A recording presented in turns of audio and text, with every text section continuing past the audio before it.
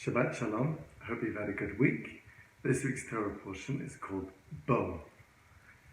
If I would ask you, what is the first commandment of the Torah, we would normally think of what's the most important commandment of the Torah.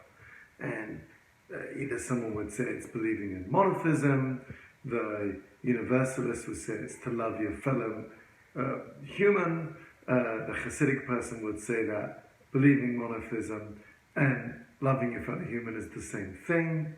However, the first one in order of text in the Torah comes in this week's Torah portion, and it is the commandment of having a Jewish calendar.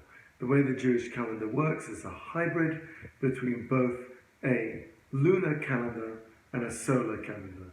And on a different occasion, I could perhaps explain how the details of the calendar works. However, perhaps the message that we have a calendar that includes both solar and lunar is the sun represents steadiness,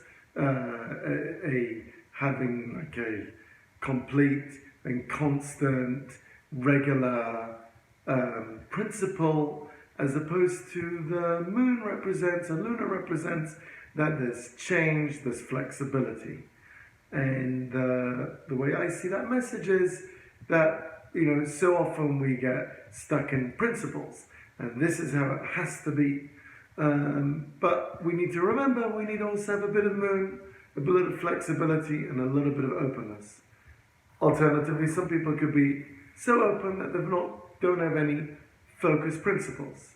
And therefore, the message in Judaism of saying we need to have a bit of both. We need to have both the sun and the moon, both principles and flexibility. Shabbat Shalom.